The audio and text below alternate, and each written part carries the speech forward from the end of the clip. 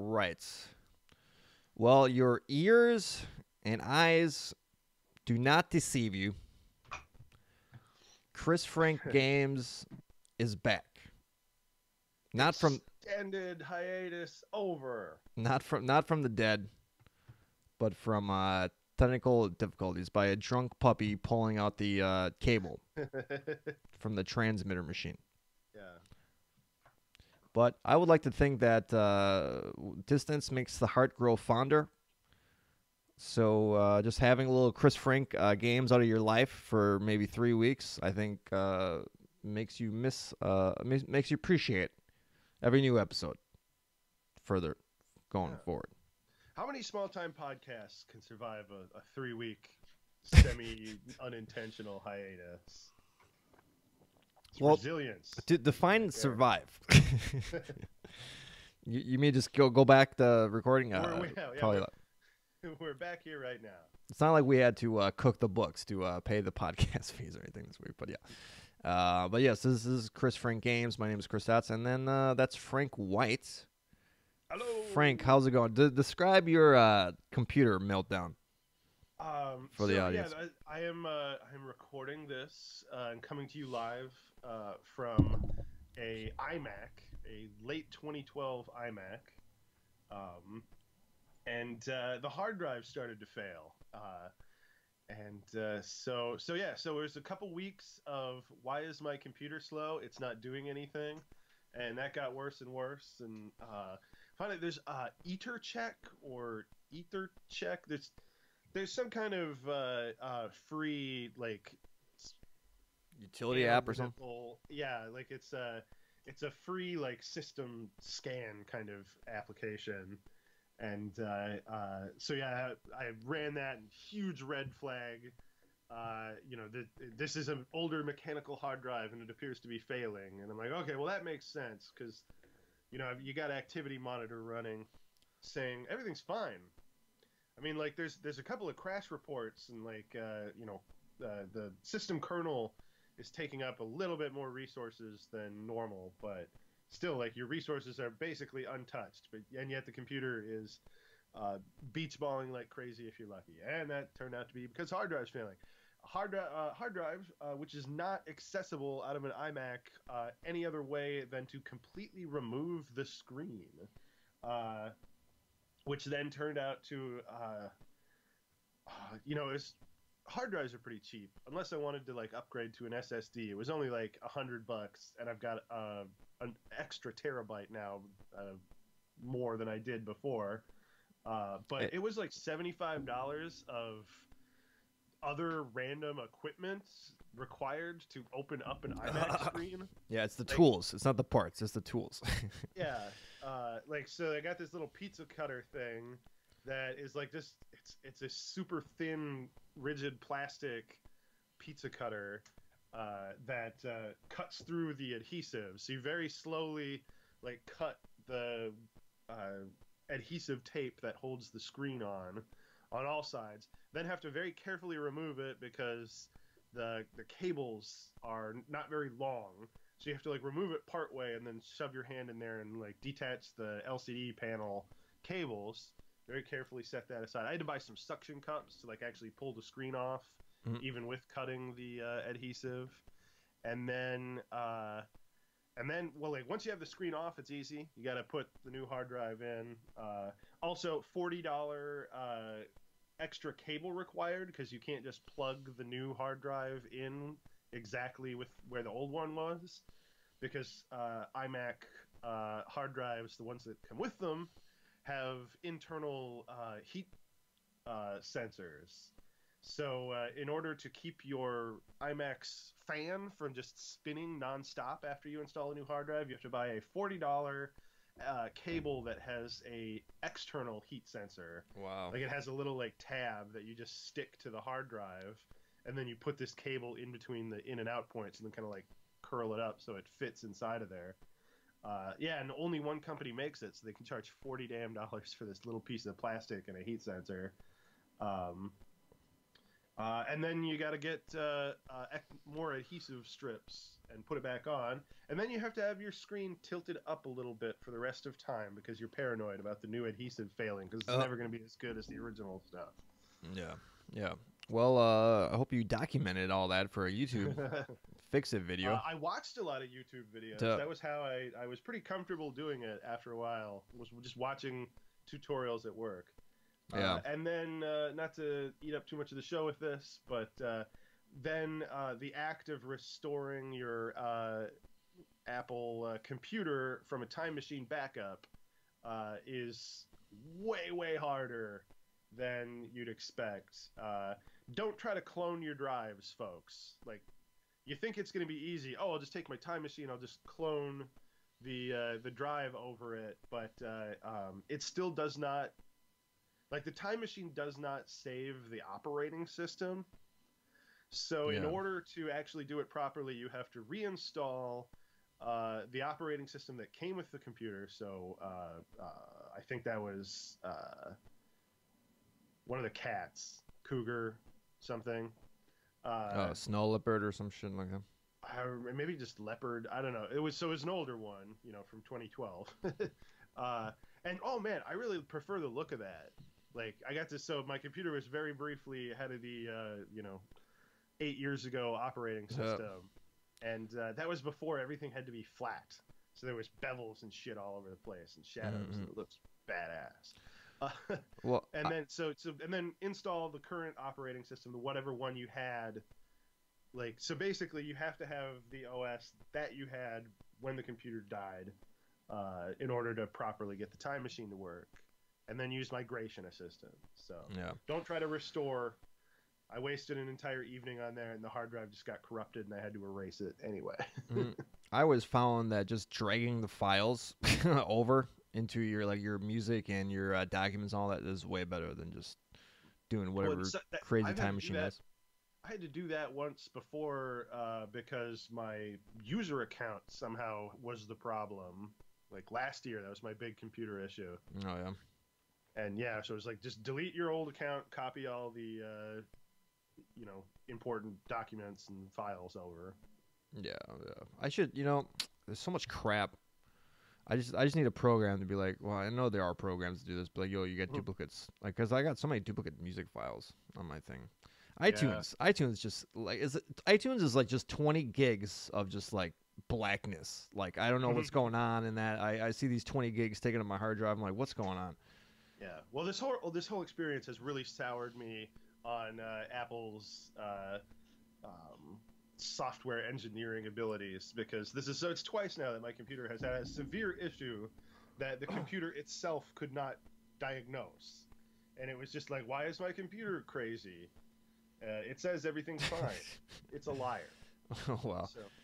Yeah. All right. Well, there you go. That's computer problems. So that's why we've been gone for even Apple computers with their good reputation fail. Yeah. Well, it's and it's worse when they fail because they're designed to not fail. They don't know how to handle failure. Yeah. Well, Frankie should just bought a new one. that's the answer. I'm not buying another. That's what they want to do. Next computer is going to be a PC. All right. Well, we can talk about some video games, and we got a lot of news. We got a lot to cover. A lot of video games we've been playing. So we'll talk about that. A lot of stuff is backed up in the interim. So let's clear out. Let's clear out the system, the colon of the news, and we're gonna start with Black Friday deals. Now this is pretty old news, but I don't know. I'm not a huge Black Friday buyer or whatever, Frank. But did you partake in any Black Friday sales? No, actually, I don't think I bought anything. I can't even remember. I bought some random thing on Amazon, and then I think I bought some movies. Cyber Week, whatever. It probably wasn't even proper Cyber Monday. No, so basically. No, I did some shopping, but it was not. I was not monitoring the deals like I had in previous years. Well, there's some crazy 4K deals for like $200, 4K TVs like that. Yeah, if you're in the market for a new TV, it was a good. I was thinking about that, but I still have this nice plasma, and I I'm not. Yeah, I have an apartment, so I can only put so many TVs in here. Yeah. Um, It wasn't like last year where I got like Wolfenstein and Evil Within 2, which were both new games at the time, for like half price. yeah. Well, speaking about games that were fairly new for half price, Fallout 76, the online only Fallout game. Well, not online only, but that was heavily Oh, it's discounted. online only. Heavily discounted to 40, or I guess even $30.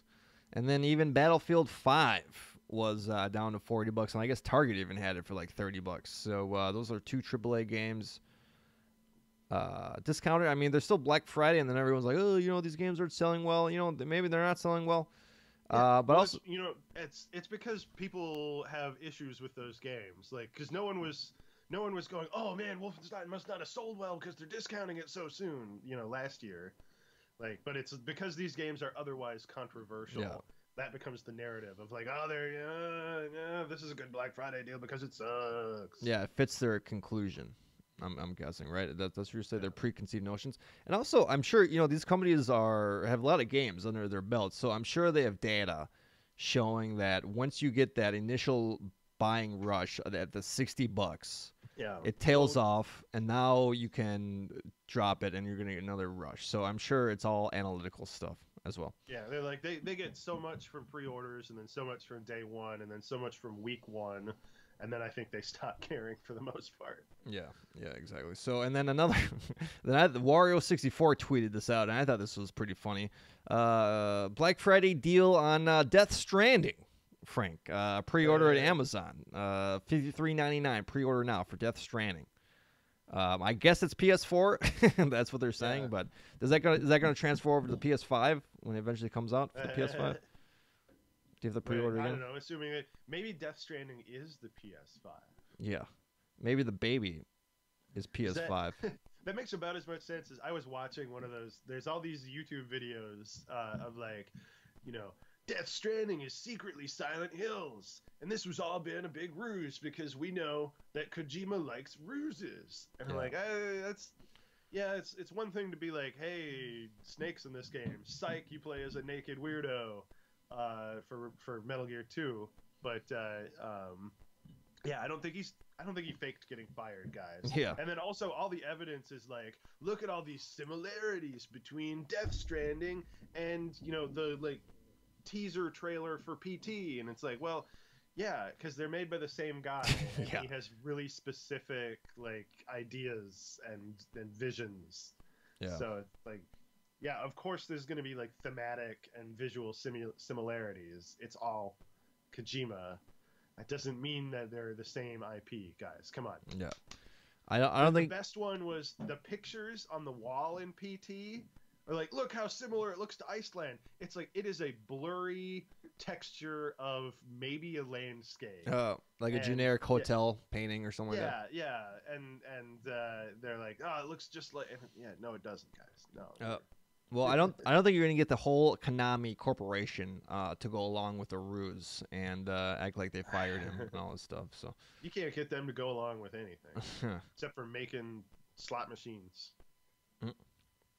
All right. Well, we got some Nintendo news going along here, and here's kind of some I guess good news. Nintendo is announcing that they're ending their Nintendo Creators Program, which was their requirement if you wanted to make money off their IP on YouTube. And I guess it was like a 60-40 split from the YouTube split. And there's some people that did that. There are other people that swore off never putting Nintendo games on there because it would all get claimed and all this crap. So with the release of Smash Brothers, which was Friday, the 7th, I'm sorry, they're ending that. So I think that's pretty smart on their Getting point. with the program. Yeah. I think they're like, what are we actually accomplishing like with this? We're making, I don't know, $90 per month off this, and we're harassing a bunch of people. Yeah, I think probably not a good point. But of course, I'm a Nintendo fanboy, so I defended that. I'm like, hey, it's their IP. They can do whatever they want with it. So they can be dumbasses if they want. Yeah, it's within their rights. I still maintain that is their IP. So I think they're just doing it as a cost benefit analysis, and they're still doing it. All right. Yeah, now they're just figured out that, oh yeah, you make more money letting people stream your nonsense than... Yeah, I love your games then. Actually, yeah. All right, and then here's a nice little I don't know, I guess Christmas present. I guess Nintendo released an update to Super Mario Odyssey, where you can be a Santa Mario by wearing a Santa hat, but also, and you can be an 8-bit pixel Mario. That seems like it's based off that 8-bit 3D amiibo that came out recently. So it's like a voxel Mario then? Well, it's yeah, it's made out of square pixels, and I was very excited. I'm like, oh wow, I'm gonna 3D pixels. Those are voxels. Oh, okay, all right, okay, Mr. Science. It's a volumetric pixel. All right, egghead. No, just kidding. All right, I love Homer always calling people eggheads. Like, all right.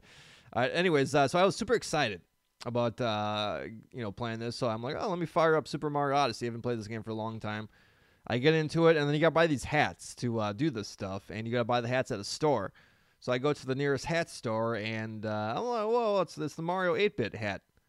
9,999 gold coins, Frank, to buy this hat, and I had 203.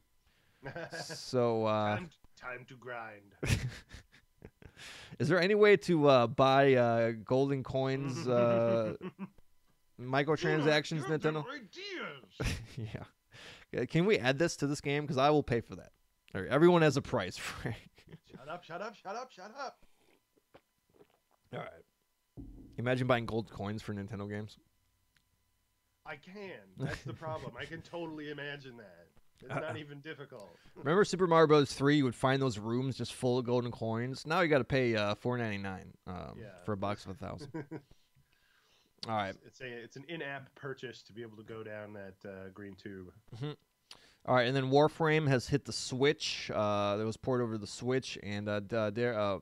I always want to say Daring Firing Ball, but Digital Foundry did a analysis of it, and it's pretty pretty impressive. It's a pretty much consistent 30 frames outside of the hub. The hub world is kind of a bad performer, but when you're actually playing the game, yeah, I played it on PS4 during the hiatus, and that I think it's a network thing because all of the hub areas where there's more than 4 possible players, because when you go on a mission, you go in squads of 4.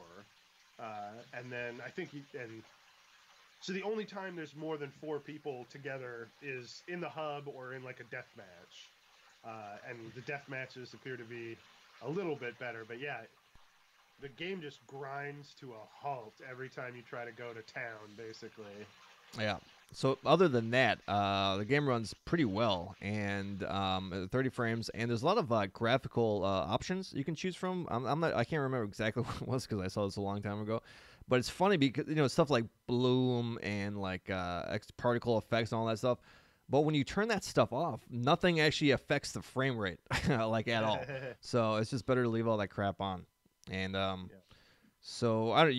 Yeah, good on them for including all that stuff, but yeah, it doesn't. When you're like locked at 30. What's the point? Leave it on, right? Yeah. So you were playing that, right? So you're gonna talk about that game? Yeah, I played like 20 hours probably. Oh wow. Yeah. All right, cool. And it sucks. I hate it. Ouch.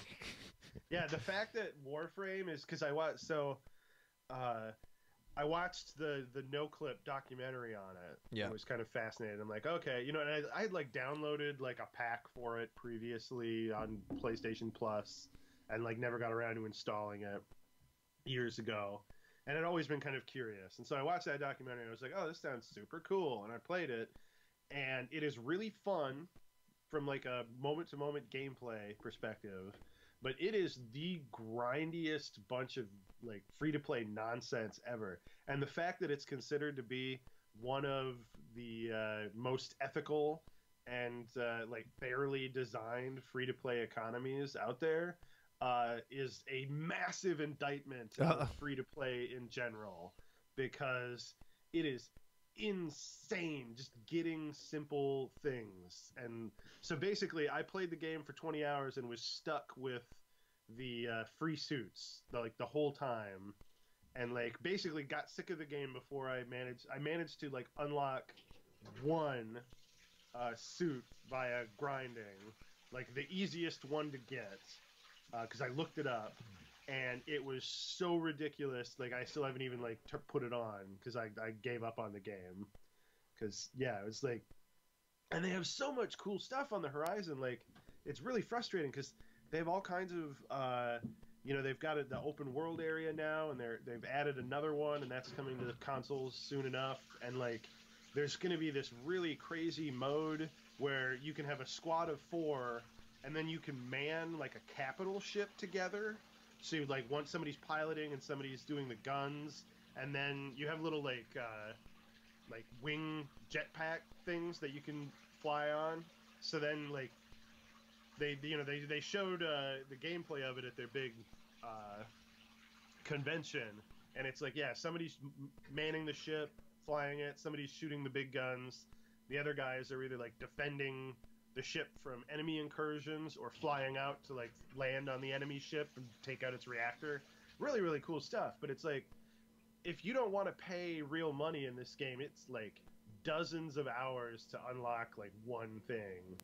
Uh, it's the grind is Yeah. absolutely insane. Well, and then there's like a bunch of stuff that you're like, there's like 5 different like things you got to collect and combine. I mean, I'm sure Yeah, there's like guides and all that stuff to like maximize your grind and all that. But well, that's I mean, you have to look stuff up, and I did, and it was still crazy just to get the easy suit. And then I was looking up like some of the higher end things, and it's like yeah, you're better off like paying. Yeah, I'll get into this a little more. all right, yeah. I mean, or you just give them money, pay them. I mean, they are making a great game for whatever. But we can talk about that. All right, and then so speaking of Digital Foundry, they did John Linneman did a video on Pitfall, the Mayan adventure, which is a 16-bit platformer. Frank, do you remember this game? When this game Pitfall? came? Yeah, I played Pitfall. Okay, I never actually played that, but when I recall at the time, it was just kind of this average, kind of Aladdin, kind of Mario platformer kind of thing. It was like a early kind of precursor to like Prince of Persia and the cinematic platformer where you have very deliberate kind of slow controls. Like you hit jump and then you jump like this far across, so you always have to make sure you're like the right amount of pixels in front of the alligator so that you can jump on its head instead of into its jaws. Yeah. So you might ask yourself, why is he doing a DF Retro video on this? Well, it's one of his favorite platformers from back in the day, and we all have our games that probably is not super recognized as a great game that we loved from our childhood, but this is actually a really interesting game because it got ported to like pretty much everywhere, like Sega CD, Genesis, Super Nintendo, Jaguar, a lot of different 3D 32X. So it's kind of interesting. In Windows, it's kind of interesting like to see the plus and minuses from each platform. And the Genesis one actually had the better version, I think because it has a better CPU. The Super NES has a better graphics chip, I believe, but the Genesis is a better CPU, I guess. And then what's interesting is the company that ported it to Windows actually worked with Microsoft to kind of develop a programming, I guess, API or language, or I don't know what these things are called. And that led to DirectX. So DirectX, which pretty much runs all the, the video game stuff on Windows, was created from Pitfall, the Mayan adventure port. So that's kind of interesting. Cool. So there you go. All right. And then, I don't know, does anyone care about Diablo anymore? This is just a kind of follow-up to that Diablo, what was that? The portable, the mobile Diablo game? Diablo Immortal or something. Immortal, yeah, was that what it's called? So basically, Jason Schreier went deep into the what's going on with the whole Diablo franchise, and it seems like it's a department that's kind of paralyzed with success, not really sure what to go and where to go and what to do next. And everyone pretty much admitted that Diablo Immortal was pretty much for the Chinese market, and that's pretty much why it was made. So, all right. So, anyways, interesting if you care about Diablo. I don't know if anyone does anymore, but there you go. All right, games of December. You may have already played these. All right. For Xbox, games with gold is Cube 2. Don't believe I played that. Never. Sequel to Cube. Yeah, never. It's yeah, exactly. Never Alone, which is a Eskimo kind of Oh yeah, side scroller. that one was PlayStation Plus a while ago. Yeah, I know I oh, played like it, never beat it. 3 years ago. I played for like I'm like this is boring as hell. It's like a platformer slash history lesson. Not that that's bad, but just not really that interesting. Yeah, it's educational. Yeah, Dragon Age 2 was that from? That was from last gen, right? That's from the 360, I think. I never I don't know. I never got into these games. So Yeah, I never played any of the Dragon Age. and then Mercenaries Playground for Destruction. That was I remember being in Los Angeles and driving down like Third Street or something like that, and they took over the gas station right over by the Beverly Center, and they had this big promotion for Mercenaries. And I just remember thinking to myself, man, is Mercenaries like is this a good promotion? Like, do people at the Beverly Center care about this video game? Like, in Los Angeles, I don't think it's that. Yeah. And the pandemic, I think, made that. Celebrate Mercenaries, we're lighting the pumps on fire. Yeah, exactly. I think pandemic made that. And I think they went out of business fairly quickly after. It was I think it was like the last LucasArts game actually they ever published. So, all right, for the PS Plus, we got Soma. Frank, you've played that, right? That's a walking that's simulator. A good game. Yeah. No, it's stealth horror. Oh, really? Okay. I'll check that out. Onrush. What? I'm not. That's a racing game. I'm assuming, right? Yeah. Yeah. All right. Striridon for the PS3. I have no idea what that is. Steins Gate. You've talked about this, right? Before Steins Gate. I've seen the weird title before. I've Some heard. kind of anime. I've heard Steins Gate. Okay, and then Iconoclast. I don't know what that game is. And then Papers, Please. I would like to play that on my PS4, but actually I would like to play that on my Switch. That'd be fun. Yeah, that would be a good Switch game. Yep. All right, nothing. Having a mouse would be the best. But. Oh yeah. Any one of these games you were looking forward to, especially? I like Soma a lot, but I've already played it. You know. Yeah. Oh, and then Soma also has nowadays they have a like there is a walking simulator mode. Like you can basically like make the enemies scary but no longer dangerous. Oh like yeah. They'll try to scare you, but then they'll just run away. All right, and then really quick, the December Switch online games. One of them was Metroid, and then I'm looking up the other ones. Let me just see if I can find them really quick. Oh, Wario Woods. Oh no, here we go. No, Metroid was last week. So Wario Woods. Now I thought this was a Wario platformer, but it's a stupid columns clone or whatever, like a Tetris columns clone. Here we go though. Ninja Gaiden. That's a pretty big game. I don't know if I really want to play that though because it's probably super super difficult. Probably. Oh yeah, no, it's like level 2 or whatever with that damn bird flying over the plat. Like, I don't know who back in the Nintendo era thought it would be like it would be awesome challenge for the players if like a hawk or a Medusa head were to always knock their asses into a pit right here, and so they would just lose a life straight up. Yeah. They're like, brilliant. Yeah. That'll keep people from finding out that there's only 2 hours of content in this entire game. All right, and then by the way, have you beaten Ninja Gaiden? I have not. We never had that game. No, I mean I played it. My friend had it, but yeah, we could never get by that damn bird. Yeah, that's one of those legendary Nintendo games that everyone thinks is like super super cool because it's got a ninja because you can play as a ninja, but it's like impossible to play. All right. It had cool cutscenes, but like you never saw any of them except the first. Only saw them in Nintendo Power magazine. Yeah. So, all right, The Adventures of Lolo, which I guess is an early Hell game. So I've never heard of that game either. So I've not tried any of these. I should try them out now that I'm remembering them right now. So, all right, and then Red Dead Online beta hit this past week or 2 weeks ago. And it seems like it's got a pretty lengthy introduction scene, just like the single player. It's not like super as long, but it basically like introduces you to the basics if you've never played Red Dead before.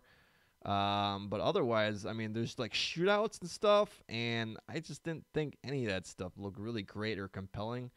I don't know. Did you check out anything? Yeah, did you go online actually? I played to rank 10. Okay.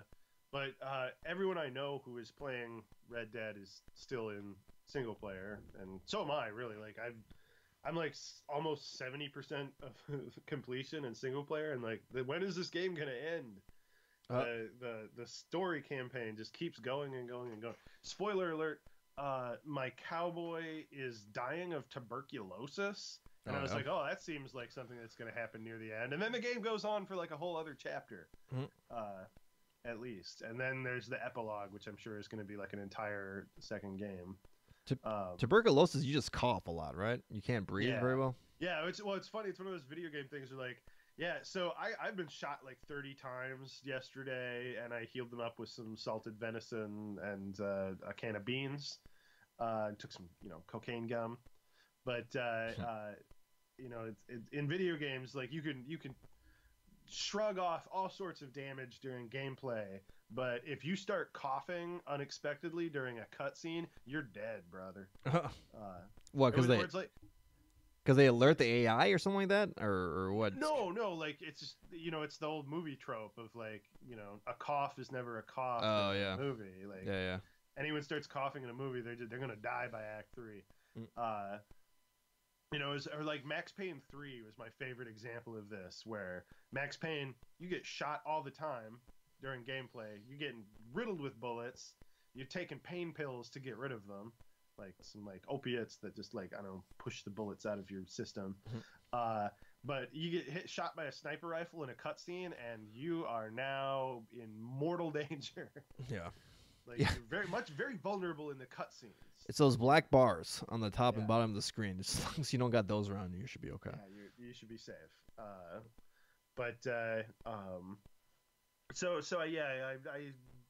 fired it up, and it's like a simplified version of the main game.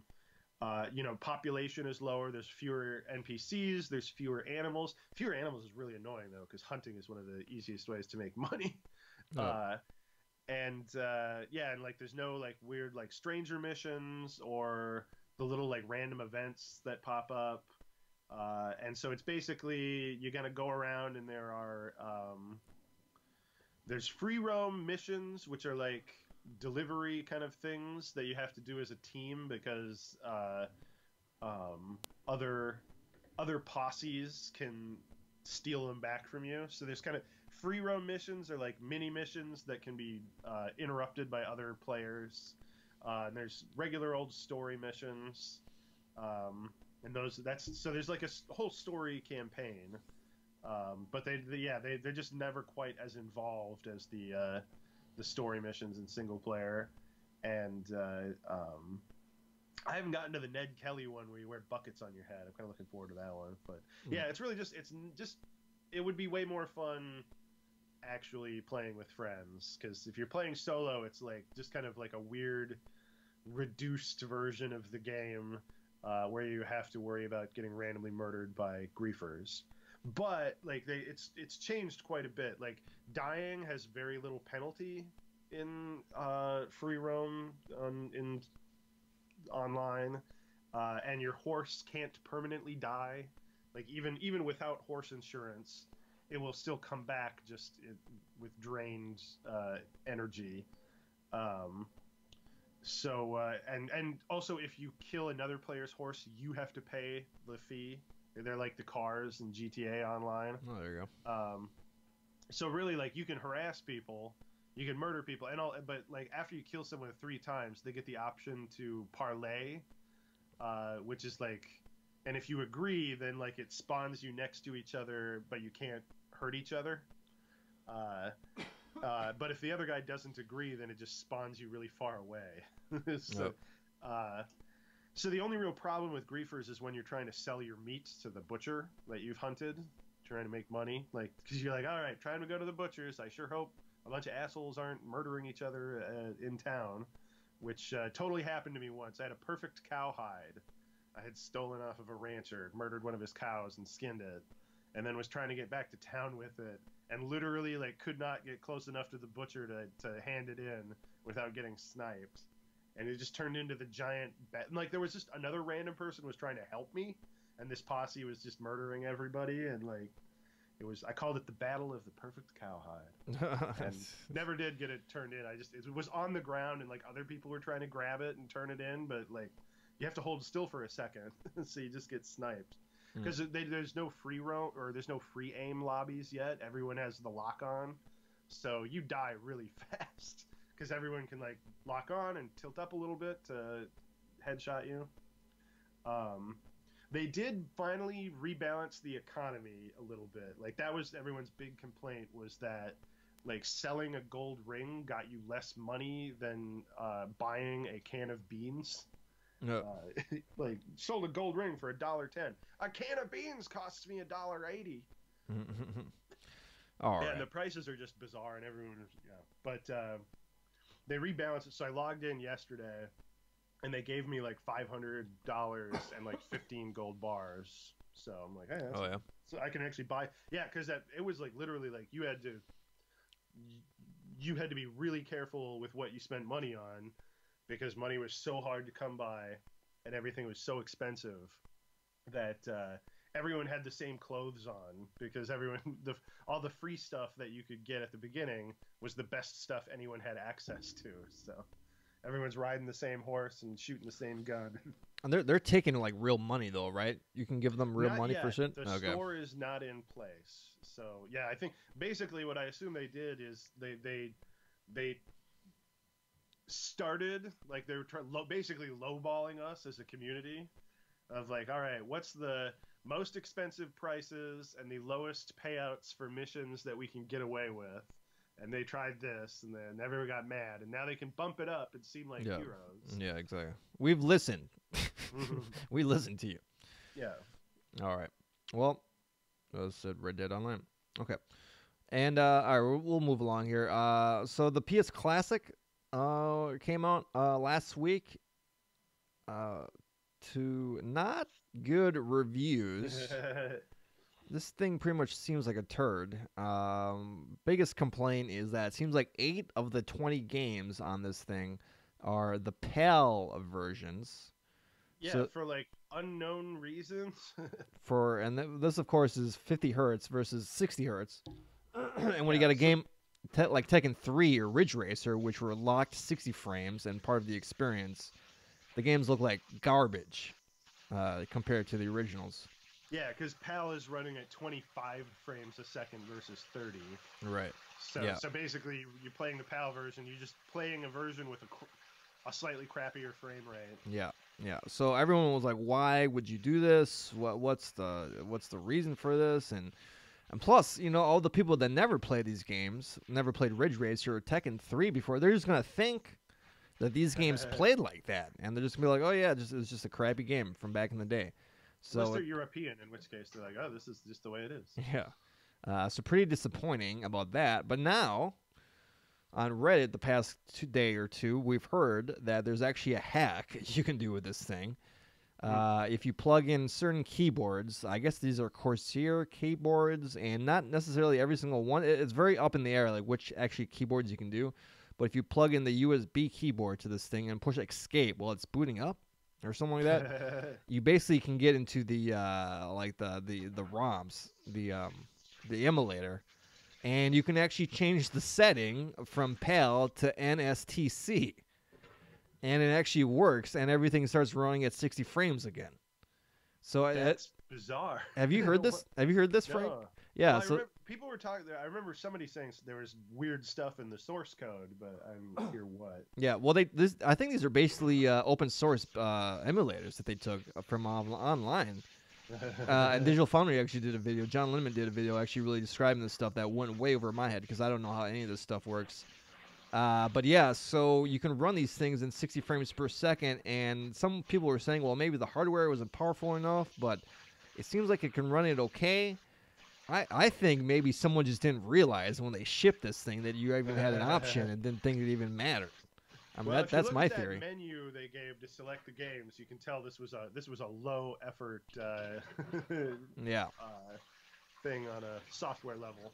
They're pretty much like, fuck it, ship it, ship it. So yeah, really Get out bizarre. there for Christmas, you sons of bitches. Yeah.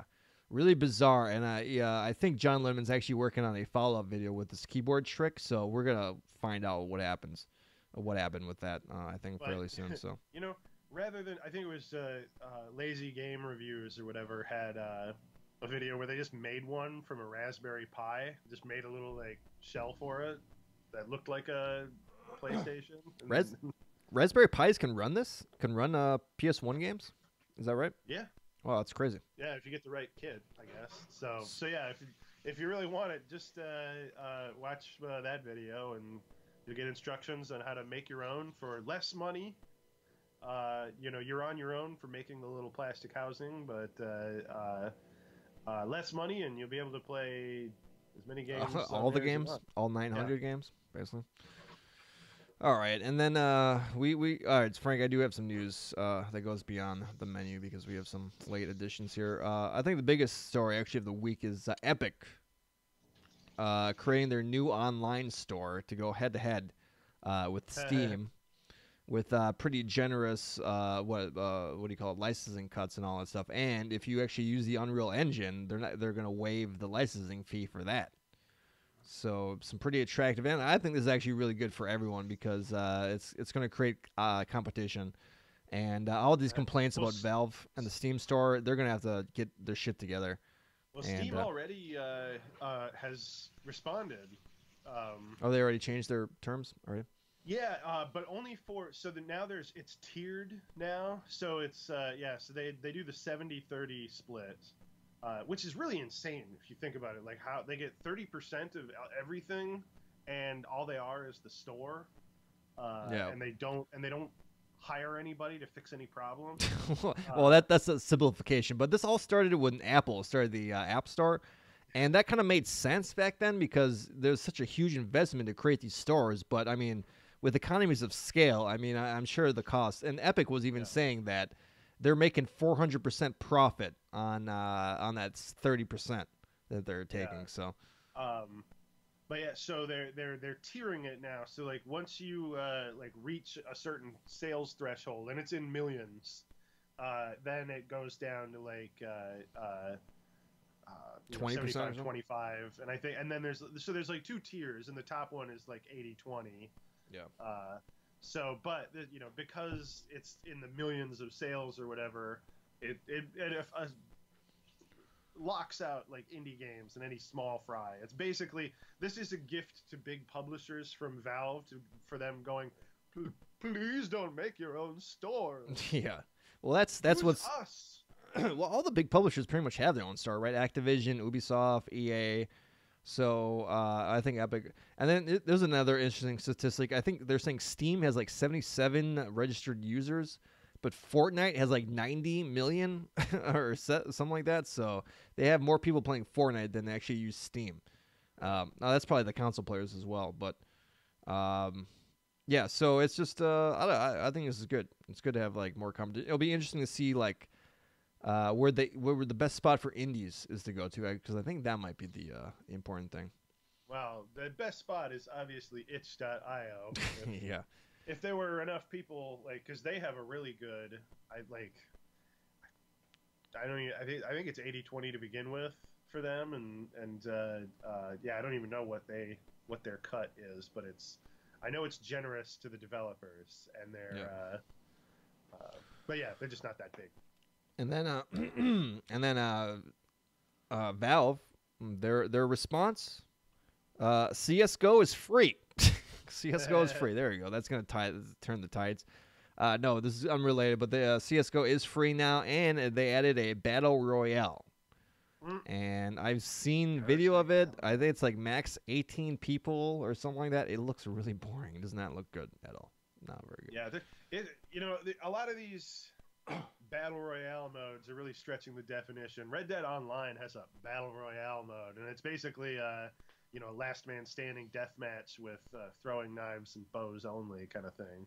Yeah. It's like, that's not really the same. Whatever. Mm-hmm. All right. Well, we'll finish up on the video game award show, which was on Thursday. And actually, Epic sponsored a lot of stuff. A lot of they showed a lot of games, and they all were saying available on the Epic store. So they're going all in Yeah. on this for sure. So just I don't know, just we're not going through everything, but the highlights. I mean, God of War won Game of the Year. I would say they won best 2 hours of of the games of the year. I think the rest of the game kind of falls apart a little bit, so I would not necessarily say that. I mean, Frank, did you watch any of the show or check No, I anything? just watched the trailers afterwards. It's funny, like I don't like other than God of War, I couldn't tell you what won any awards, but I could tell you what games were announced. Yeah, 'Cause I exactly. watched some trailers. Yep. Well, Hades. These are the highlights for me. Hades from Supergiant, whatever games or whatever it's called. Uh, The guys that did Transistor and yeah, I still haven't Bastion. played Pyre. Yeah. We'll just just give it a couple months on PS Plus. You'll be playing. But Hades, yeah, this looks like a hack and slash like Bastion, which I really am looking for. I like the art style too. It looks like it's kind of a ancient Greek. Yeah, apparently it's free early access right Yeah. now on PC or whatever. Yep. So that looks cool.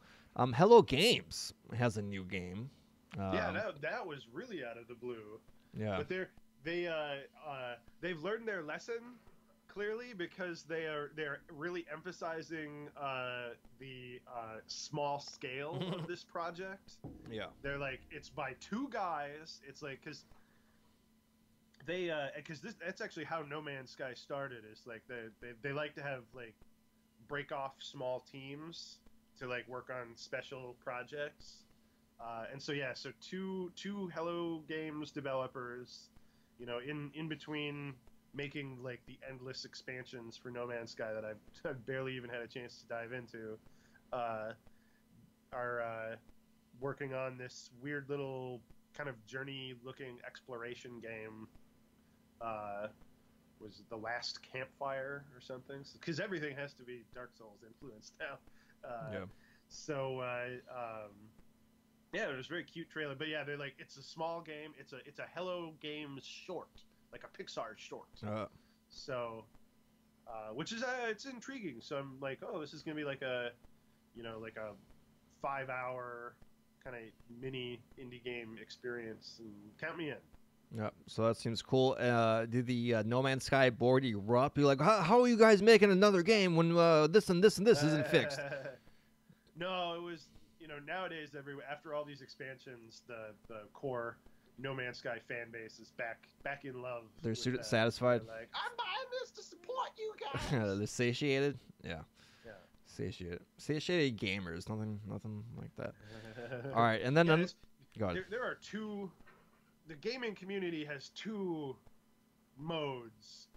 We hate your guts, or we'll suck your dick. Yeah, we'll give you money. Yeah, we'll give you. Like there is no like middle ground. It is either pure hatred or you know, slavish devotion. Yeah, that's called manic, right? It's being manic. Yeah. All right, and then another game that kind of caught my eye was Far Cry New Dawn, which is a new Far Cry game set in the post-apocalyptic world. Apparently, it's like a direct sequel to. So, spoilers for Far Cry 5. It ends with a nuclear bomb. Okay, that is kind of a bit of a spoiler, but all right. Did you play? You didn't play Far Cry 5, right? No, I watched. I just watched the ending. Okay. Because I was curious, and yeah, well, like the good ending is like ends with but it's not like it's the bad guy. You know, he's the religious cult leader, and he's saying that the end is coming, and like that's the ending. Like the nuclear bomb is unrelated to the story. It's just like, oh, he was right. Nuclear war is coming. Okay. Frank, I like how you're like spoiler warning, and then you get right into the. You're supposed to give him like 2 seconds, right? To turn it off or something. I just joke. We'll just put a red line. Yeah. This game's been out for a while, and it's okay. It's a Far Cry game. Who cares, right? Yeah. It's like you're playing it for to take out outposts with a bear that eats cheeseburgers. Yeah. You're not really there for the nuanced story. But yeah, so I guess this is like a semi kind of direct sequel because it's in the same location, but it's like a decade and a half later after the nukes. So they have that really interesting like colorful art style. Is apparently, they did their research and there's something like called a super bloom that Oh yeah. could happen like years after a nuclear blast, where all of the like mutated, irradiated plants just go crazy because of the lack of predators, basically. Oh wow. I don't really know. But Yeah. so it's Montana, but everything's been nuked and now covered in flowers. Yep. Well, a lot of pink, a lot of kind of Mad Max type of stuff. I think this is. I think they're trying to outrage Rage 2. This game looked a lot like Rage 2, I thought. So, and I think they come out around the same time, right? In February of next year. Probably. I believe so. I wonder who's going to come out first, and then which is going to be the better game. But yeah, there you go. All right. Then anything else from the video game awards that caught your eye? You want to go? No, that was about it. But Yeah. I mean, yesterday was a big game release day with Smash and Katamari Re-Roll. I'm mad that that's not on PlayStation 4. No. Like, I didn't hear about that until like just yesterday. I'm like, oh, they're remaking Katamari for Switch and PC. Yep. I think you use like your the Joy-Cons to like hold stuff or something like that. So I think that's pretty good. I don't know. I never played that game, but yeah, PUBG for the PS4 came out Friday as well. So there you go. I'll be talking about that. Yeah, it was a pretty big day. Smash. Yeah, I'm not a big Smash player, so I didn't get that. But my friend got it, so I'm waiting dutifully for a report from him on whether or not Kirby gets boobs if he eats Bayonetta. Bayonetta, does he get high heels and glasses? He hasn't unlocked Bayonetta yet. He does get glasses, I think, waiting. right? Yeah. All right. Well, let's take a break, and we will be right back with the games we've been playing. All right. I'm gonna refill my coffee real quick.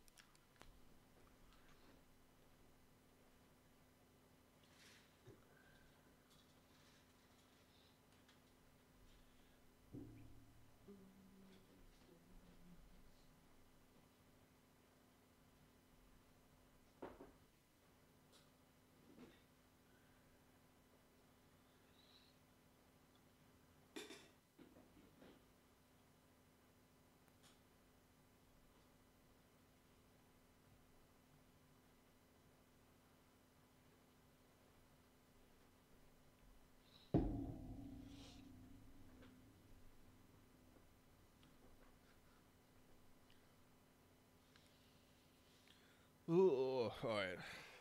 You know what's crazy about Smash? They're selling those GameCube controllers, and they're like their original GameCube. They don't even have like a left bumper and stuff. They still have the weird Z button and all that crap. So it's really weird. All right, should we get going here? All right. Oh, that wasn't you getting going? You were talking about video games. All right. I just thought I was on the side. All right. We are back, and let's talk about the games we've been playing. Let's go back and forth. I got like 3 here. Let's talk about Keep Talking and Nobody Explodes.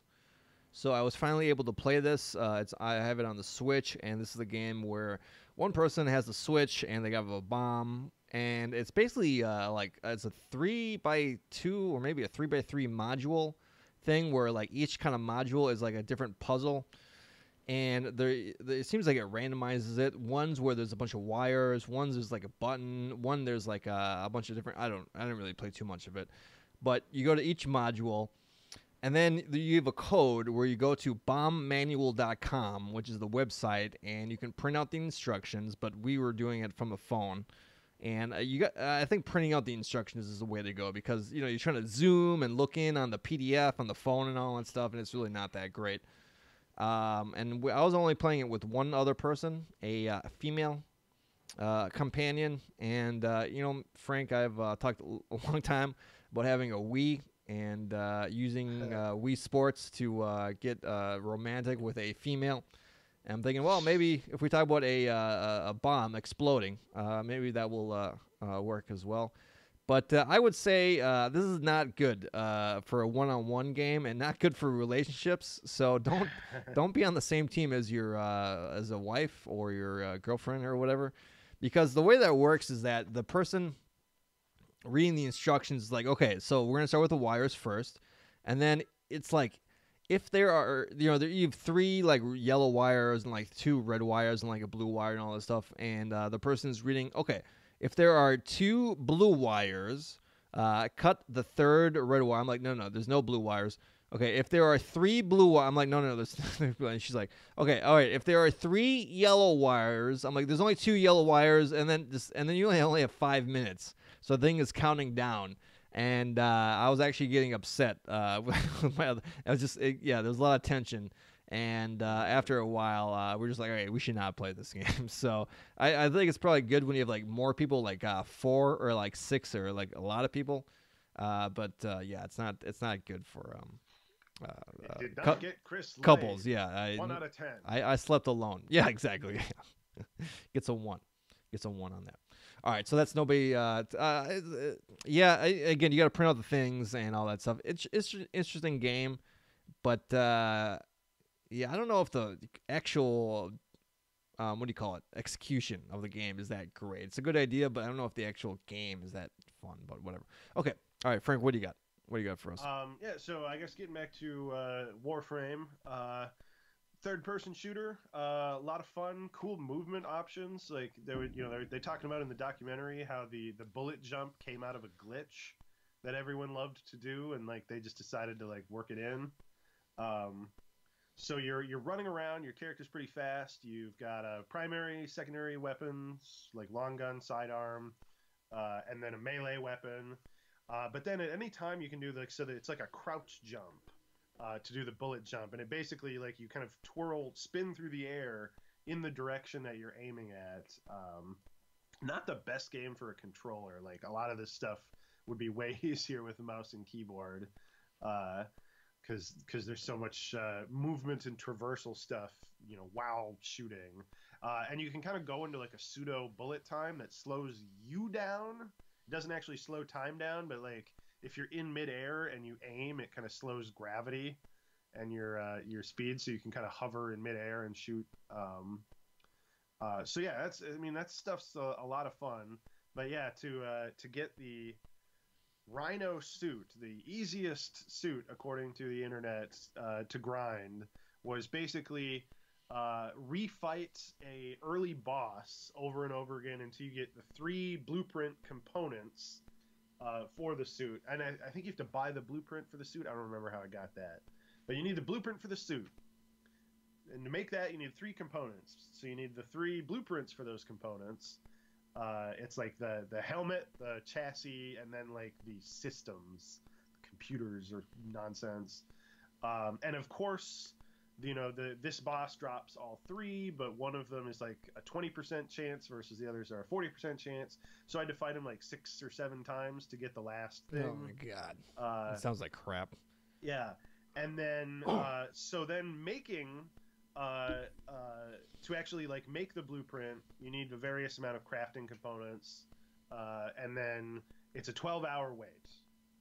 Unless you pay money. Oh, man. So that's actually one thing I don't dislike about the game, like that everything has like a very long countdown timer, because it's nice to have a game saying, hey, go enjoy your family, come back tomorrow, versus like play me more or all the time. Yeah. So that's not necessarily a bad thing, but so I got to the 3rd component, and then there was all these crafting components. You got piles of them from just looting the environment, so that none of them were really a problem, except for one. There was one thing that I'd never seen before, and I just needed one of. Had to look up on the internet how to get to it, and it's in the Void Zone, which I have not gotten to yet, because in order to like kind of traverse through the solar system campaign map of the game, like, so it's like old school Mario, Super Mario, the Super Nintendo one, where you've got the overhead map and you like this level unlocks that level, and sometimes it branches. So that's kind of how the missions work. You have to make your way kind of across the mission like path through the planet to the next planet. But then when you get to the like where you jump from this planet to that planet, you have to have also completed a bunch of tasks, and some of which are you've probably did, and some of which are like, oh, you have to make sure and beat that specific level that wasn't on the direct path, You have to get, so there's like weird requirements to actually unlock the next path. So like to get this one item that I needed to make the easiest frame to get, I was like 2 planets away. And I'm like, that's like a dozen gameplay hours, guys. But then I found out that I can get to the biome that would have that crafting component early because there's like a bonus kind of treasure hunting side mission thing where you have to go through a level and then you have to do like a timed parkour challenge to get to the treasure chest. And if you don't get to it, you have to start all over again. And you have to actually load back to the hub world and then go back. It's very obnoxious. But that was the biome that dropped this thing. So I had to like run that a couple times, just like searching every nook and cranny, and eventually found one. And then went back and then 12 hours. So and the other two components had already worked. So I couldn't even like get all of the 12-hour timers to stack on top of each other. I had to come back later and find this other thing. Another 12 hours. Oh, so God. now it's finally time to make the suit, and it's a 72-hour timer. So Oh, I'm like, wow. okay, that's pushing it, guys. 3 days, and this is the basic stuff. And the way the game works is that you level up your gear as you use it, but everything caps out at 30.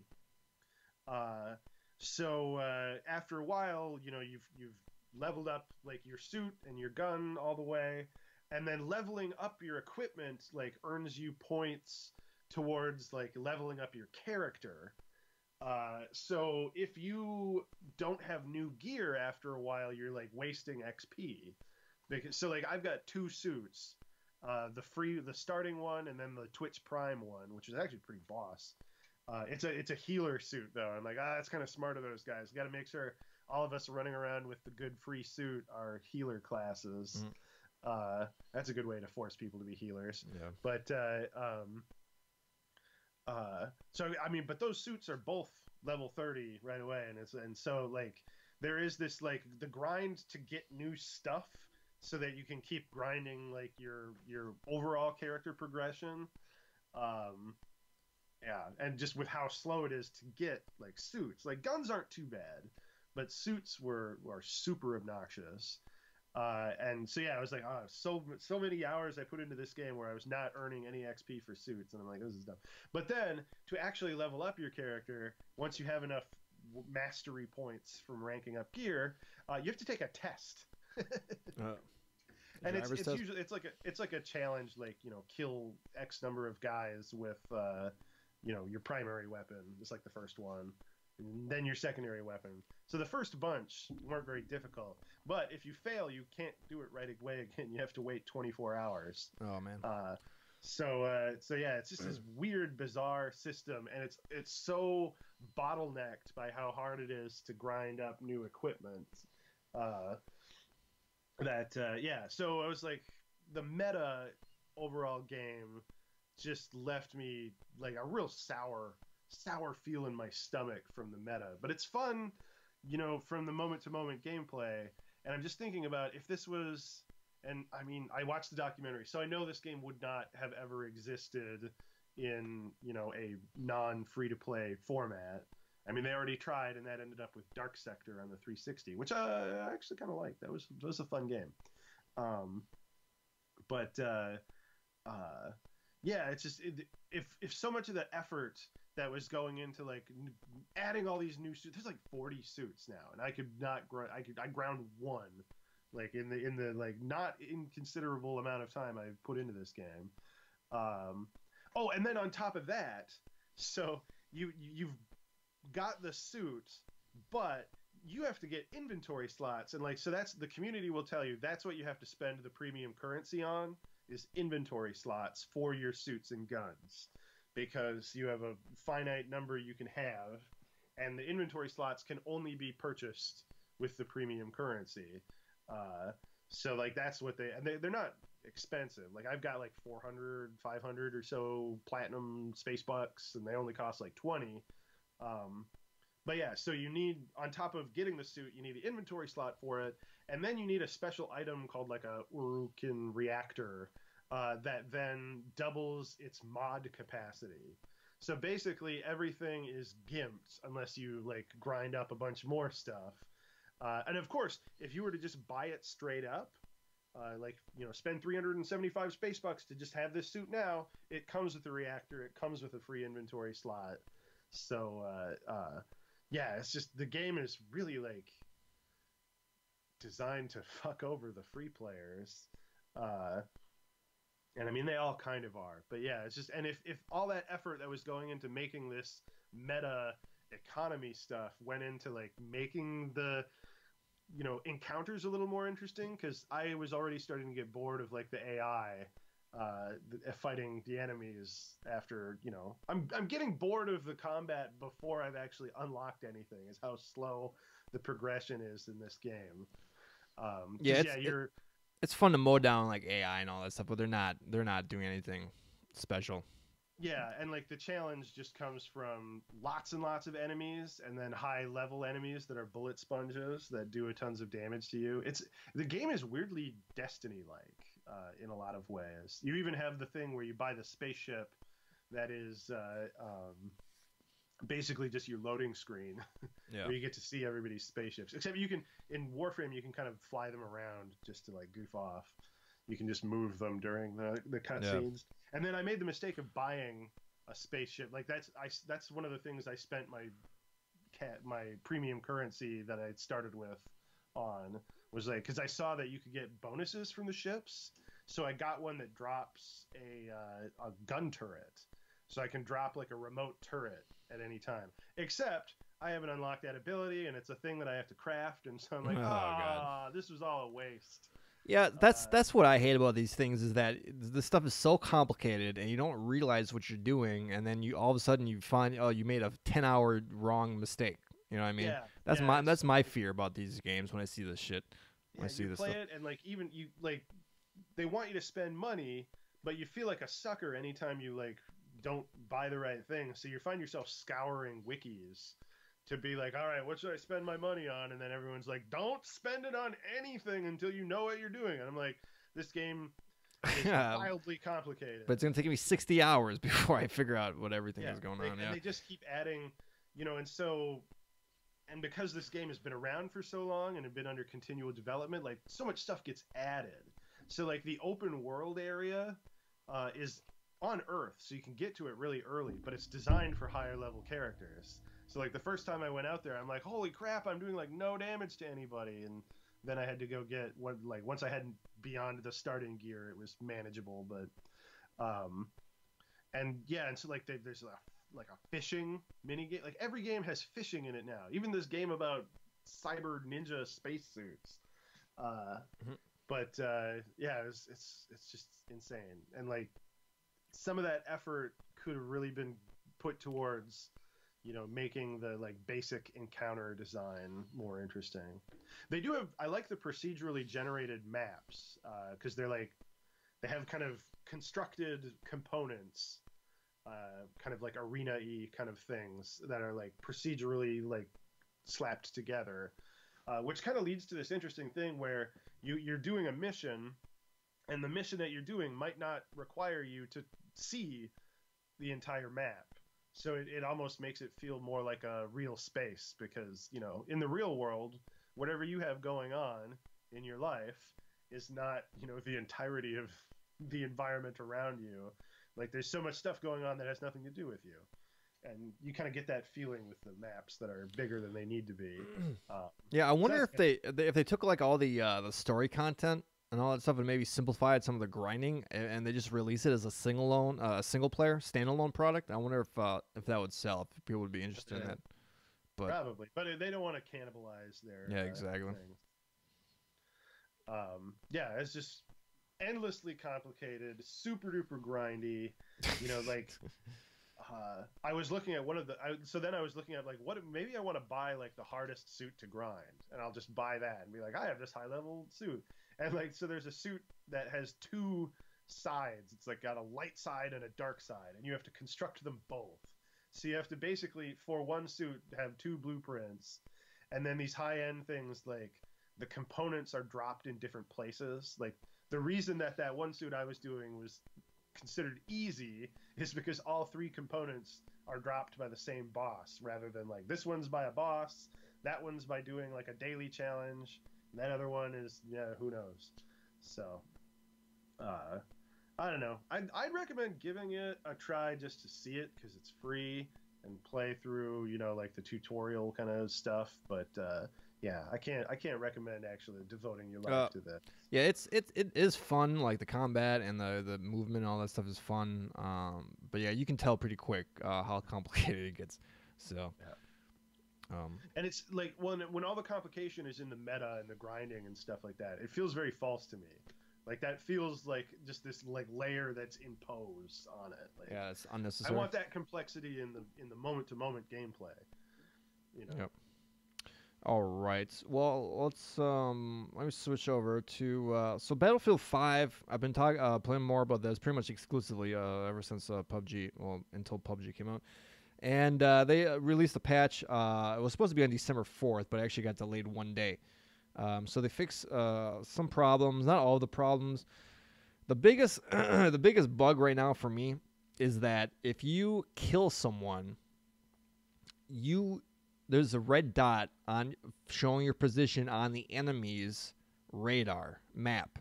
So you do a flank and you start killing like a squad. As soon as you kill one person, you're showing up on the other person's map. It's a red dot. It stays there for like 5 seconds, and you can like move. It doesn't move around, so you can move. But like, yeah, that's like a huge thing, and people didn't really realize this until someone figured it out. And apparently, this was like a design choice. I think that some people thought it was a good idea, and then maybe some people didn't think about it because I'm following some of the gameplay designers on Twitter, and even they don't like it. So it seems like a lot of people didn't know about this thing, and they were not able to update that for the patch, unfortunately. But it seems like it's going to get it updated pretty quick. So I'm not wasting too much time on the game until that's fixed or solved. But for the most part, I mean, the game is like super fun. I mean, the graphics, the attention to detail in the graphics, just really make the game. Just the animation of the players and the actual people make it really super realistic and just really cool. And I'm still playing with the HUD off, even though I turn that on and off every now and then. But it's pretty cool. But for the most part, I'm playing these games, and in a world with like a battle royale and PUBG. It's like what is Battlefield? Because you have these 4 classes, right? A medic, supply, an assault, and sniper, and all this stuff. But compared to like a battle royale where you get dropped wherever when you want to drop, you're not spawning in the same spot, and you pick random weapons up. You don't have the same weapons every single time.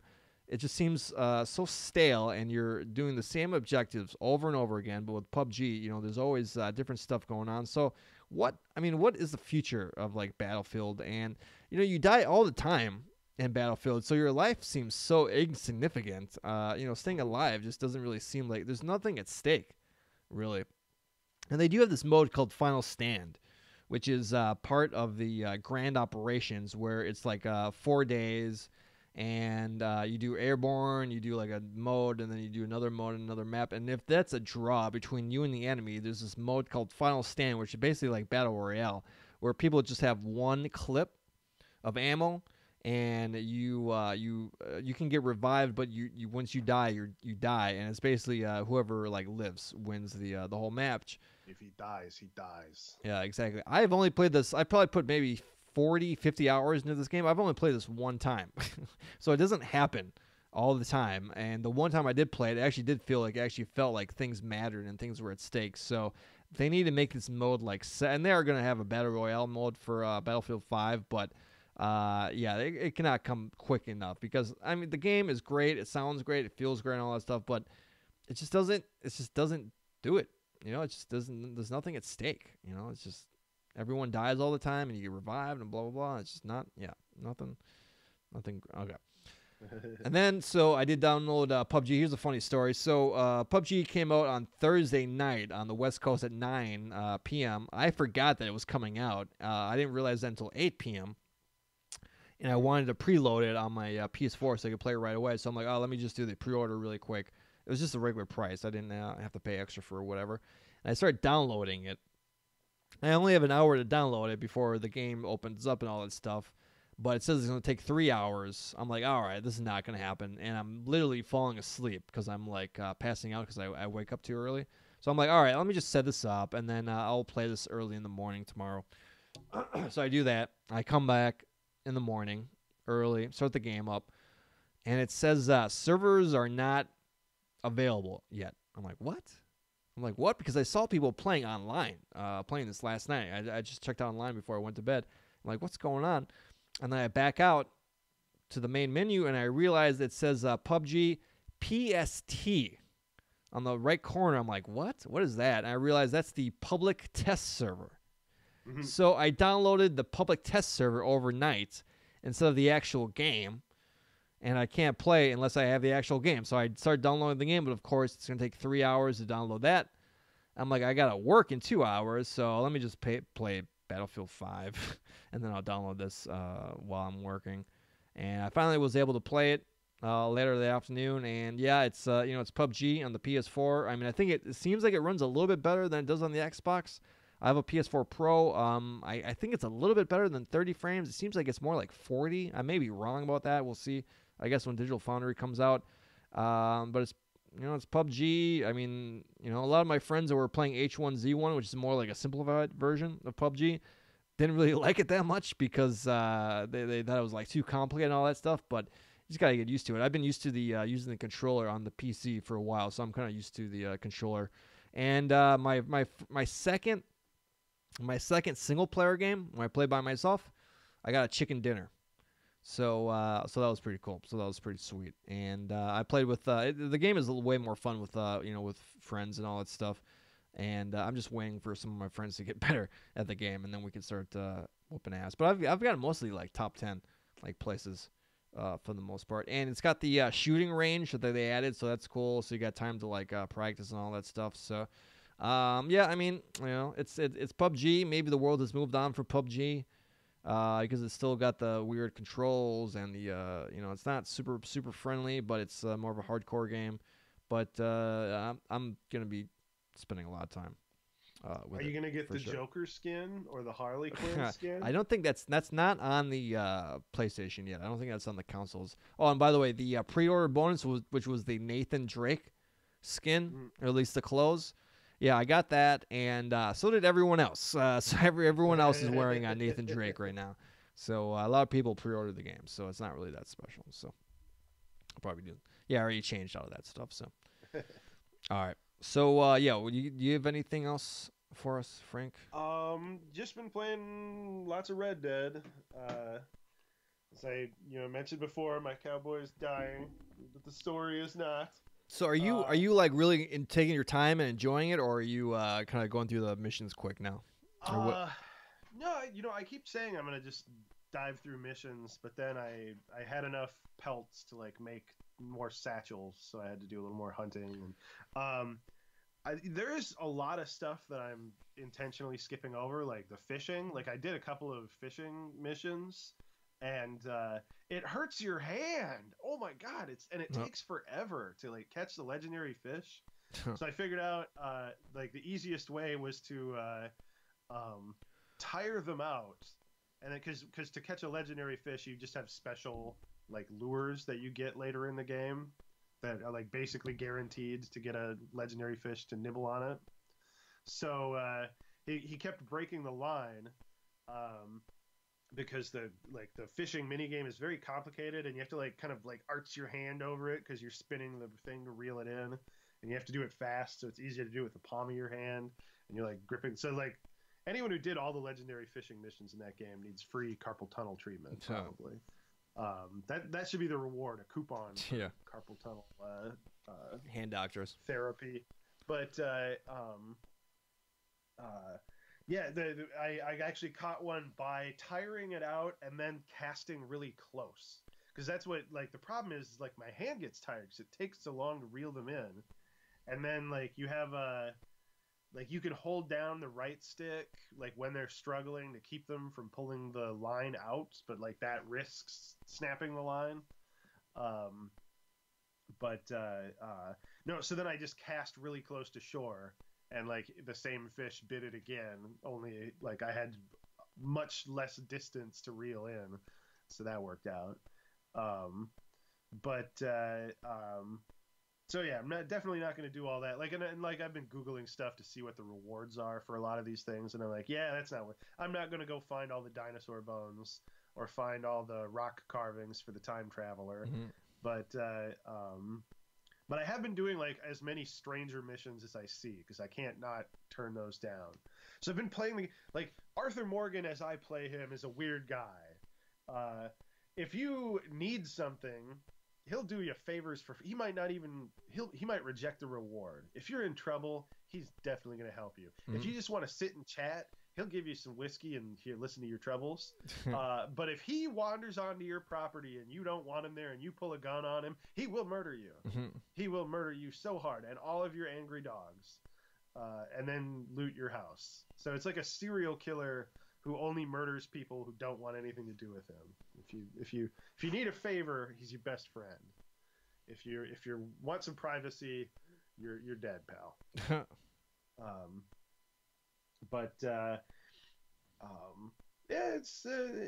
I'm enjoying the just they're kind of getting me in with the sheer scale of things and like all the weird stuff you can find, like the werewolf I was talking about before, like showed up again, and it turns out he's not a werewolf. He's actually just a feral guy who lives with wolves. And I found their den, and you know everyone got murdered, all the wolves and people. They don't want you there. The wolves don't want you there, so you killed them all. Yeah, he was not well. Like, and he just kind of laid on the ground and was like, "Go away!" But then, like, I stole his diary and like his whiskey that he had stockpiled, and he came back with a knife, and now he's dead. Um, yeah, and then like the way the story works is like your gang has been like moving like every time like the heat gets too heavy because you did yet another like robbery that went wrong. Now you got to move camp. So like your camp kind of slowly moves around the map, and then I was like riding back to the area around you started for like some other story mission. And it's like weird. This game is so big and long that it made me nostalgic for like the early like locations Mhm. because I'm way over in the late ones.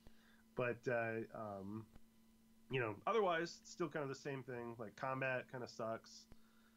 Online suffers for that too. Like the game is all Rockstar games are like this, where they're designed to be experienced and a very like to get the scale feeling right. Like the game has to feel intimate and also expansive.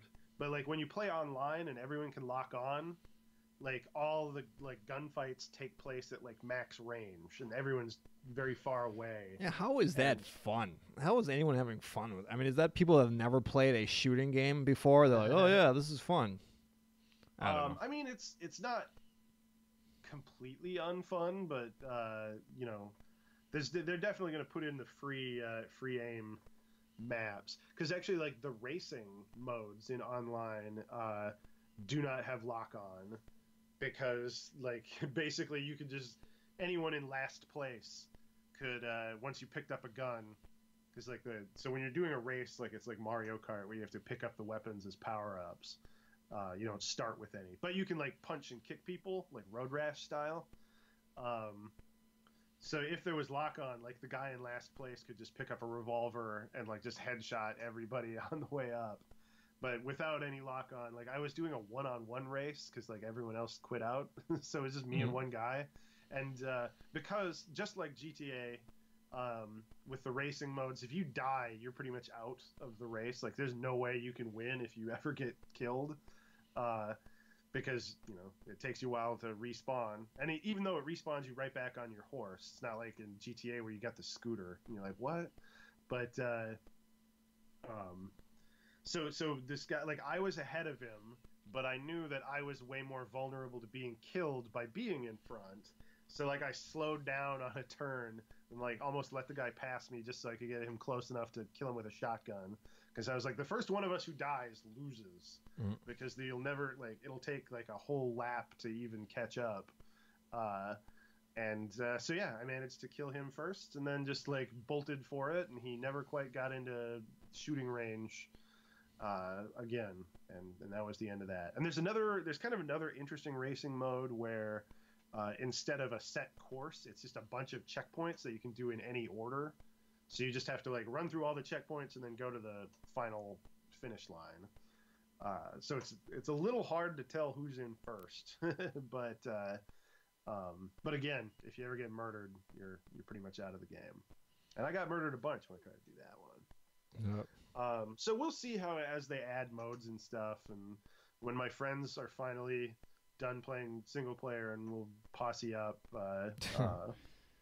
Well, because I'm sure that would be way more fun. Especially like there's one story mission that has a bit of a stealth component, and just doing that with randos did not work out too well. There's always just some guy running on ahead because he's not paying attention. And yeah, big game. So much just crazy detail. I found a Viking burial grounds. I crafted a hat made out of rats and goat hides, and it's got a little rat head on the front, and I like seeing that in cutscenes. And all right. Yeah, it is cool. What it is. Yeah, it is. It is gigantic. It is a fact. All right, Red Dead Online and Red Dead Redemption 2. So there you go. All right, well, it's getting late into the early morning, so why don't we wrap it up with that? So yeah, you can make sure you subscribe to the show. We'll try to do a show within the next 21 days. I think that's probably the plan. Thanks for listening, and thanks for watching all that crap. So for Frank White, it's Chris Stotts. It's been Chris Frank Games. We hope you enjoyed our weekly/monthly podcast. Yeah, we will our monthly or bi-monthly. We'll see you guys next week. All right, bye-bye. Bye, everybody.